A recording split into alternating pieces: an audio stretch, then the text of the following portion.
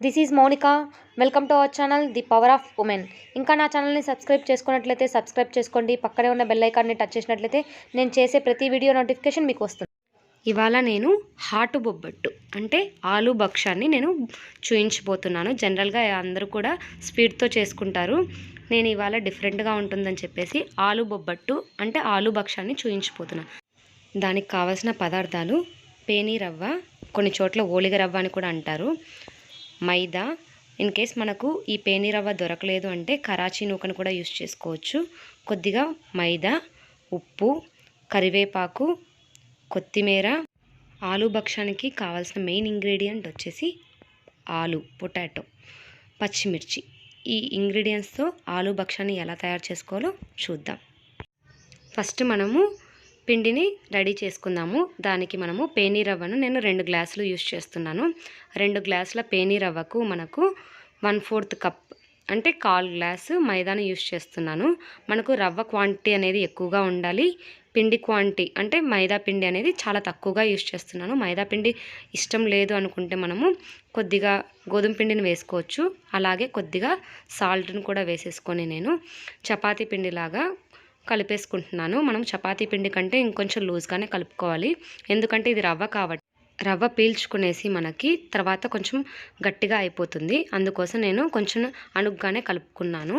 ఆ తర్వాత మనము ఆలు భక్షానికి ఆలును ప్రిపేర్ చేసుకుందాము. స్టఫింగ్కి నేను ఒక 1/2 kg ఆలును తీసుకున్నాను. పెద్ద సైజు ఆలు అయితే ఇట్లా మనకు కట్ చేసుకొని ఉడకబెట్టుకున్నట్లయితే మనకు లోపల ఈజీగా ఉడికిపోతుంది. అలాగే మనకు పైన తోలు తీసుకోవడానికి కూడా ఈజీగా ఉంటుందని చెప్పేసి నేను ఆలును 2 ముక్కలుగా కట్ చేసుకొని, ఆలు అనేది ఎంత మెత్తగా ఉడికితే మనకు భక్షం అంత పర్ఫెక్ట్గా వస్తుంది. ఆలునంతా కుక్కర్లో వేసి దానికి సరిపడా వాటర్ని వేసేసి నేను ముందుగా ఒక 5 విజిల్స్ అనేది రానిచ్చేస్తున్నాను. ఇలా మనకు విజిల్స్ అన్నీ వచ్చిన తర్వాత మనము ఆలును చల్లారబెట్టుకొని దానికి ఉన్న తోలంతా కూడా మనము తీసేసుకోవాలి. చూడండి, ఇలా నేను చల్లారిన తర్వాత ఆలు అంతా కూడా పైన తోలు తీసేసాను. ఇలా ఆలు అంతా కూడా మనము స్మాష్ చేసుకోవాలి. ఎందుకంటే మనకు భక్షం చేసేటప్పుడు మళ్ళీ మనకు అక్కడక్కడ ఉంటలు ఉన్నట్లయితే మనకు భక్షం చేసుకోవడానికి సరిగ్గా రాదు. అందుకోసం స్మాషర్ లేదా పప్పు గుత్తి యూస్ చేసుకొని మనం ఆలునంతా కూడా ఇలా మెత్తగా పేస్ట్లా చేసేసుకోవాలి. అలా అని మనము మిక్సీ చేసుకోవాల్సిన అవసరం లేదు. ఇలా మెత్తగా చేసుకుంటే చాలు. ఆలుతో మనము హాట్ భక్షాన్ని తయారు చేసుకుంటున్నాం కదా. నేను స్పైసీ కోసం పచ్చిమిర్చి, అందులో కొద్దిగా కొత్తిమీర, కరివేపాకు, కొద్దిగా మన రుచికి సరిపడా సాల్ట్ కూడా వేసేసుకొని వీటన్నిటిని కలిపి నేను మిక్సీ వేసేసుకుంటున్నాను. మెత్తగా గ్రైండ్ చేసుకున్నట్లయితే మనకి ఇలా పేస్ట్లా వస్తుంది. ఇప్పుడు మనము ఈ పేస్ట్ని ఫ్రై చేసుకోవాలి. అందుకోసం నేను కొద్దిగా బాండీని పెట్టుకొని అందులో ఆయిల్ వేసుకొని అందులో జీలకర్ర, ఆవాలు, పోపు వేసేసాను. అవి వేగిన తర్వాత మనము తీసుకున్న పేస్ట్ని కూడా ఫ్రై చేసుకోవాలి. ఇలా ఫ్రై చేసుకున్నప్పుడు మనకు అందులో ఉండే పచ్చివాసన అంతా కూడా పోతుంది. ఇందులో కొద్దిగా పసుపును కూడా యాడ్ చేస్తున్నాను. పసుపును యాడ్ చేయడం వల్ల మంచి కలర్ వస్తుంది, మంచి ఫ్లేవర్ కూడా ఉంటుంది. ఇప్పుడు వీటన్నిటిని కూడా మనము ఫ్రై చేసేసుకోవాలి కాసేపు ఆయిల్లో. ఫ్రై చేసుకున్న తర్వాత మనము ముందుగా స్మాష్ చేసుకున్న ఆలునంతా కూడా ఇందులో కలిపి మిక్స్ చేసేసుకోవాలి. మనకు ఆలు, పచ్చిమిర్చి అంతా కూడా మిక్స్ చేసేసుకున్నట్లయితే మంచి టేస్ట్ వస్తుంది. అంతా కలుపుకున్న తర్వాత మనకు పసుపు వేసాం కదా, ఎల్లో కలర్లో కలర్ఫుల్గా కనిపిస్తుంది. అక్కడక్కడ కొత్తిమీర, కరివేపాకు అన్నీ కూడా బాగా కనిపిస్తున్నాయి చూడండి. ఇలా కలుపుకున్న తర్వాత అందులో కొద్దిగా నిమ్మరసం, 1 స్పూన్ నిమ్మరసాన్ని వేసినట్లయితే మనకు టేస్ట్ అనేది రెట్టింపు అవుతుంది. ఆల్రెడీ ఇందులో ఉప్పు, కారము 2 ఉన్నాయి కాబట్టి నిమ్మరసం యాడ్ చేయడం చాలా టేస్టీగా ఉంటుంది. మనకు కావాల్సిన సైజులో మనము బాల్స్లా చేసేసుకుందాము. ఇప్పుడు మనము నెక్స్ట్ ప్రాసెస్లో ఓలిగ అనేది ఎలా ప్రిపేర్ చేసుకోవాలో చూద్దాం. ముందు మనము ఓలిగ పిండిని తడిపేసుకున్నాం కదా, ఆ పిండి అంతా మనకు చేతికి అంటుకొని పోతుంది. మనం అణుగ్గా కలుపుకోవడం వల్ల ఆ రవ్వ అంతా కూడా మనకు తడిని పీల్చుకొని చపాతీ పిండిలా తయారైపోయింది చూడండి.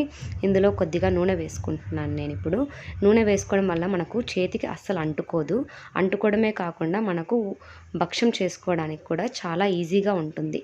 మనము ప్రాసెస్ అంతా మనము ఈ పిండిని తడుపుకోవడంలోనే మనకు ఓలిగ టేస్ట్ అనేది, షేప్ అనేది కూడా ఉంటుంది. అందుకోసం మనము నూనెను వేసుకొని కొద్దిగా పిండిలో మిక్స్ అయ్యే విధంగా మర్దన చేసుకోవాలి. ఇప్పుడు పిండి అనేది మనకు చేతికి అంటకుండా ఉంటుంది. ఇప్పుడు ఓలిగ చేసుకోవడానికి నేను ఓలిగ పేపర్ని తీసుకున్నాను. ఇది మాకు కర్నూలు డిస్ట్రిక్ట్ సైడ్ అయితే దొరుకుతుంది.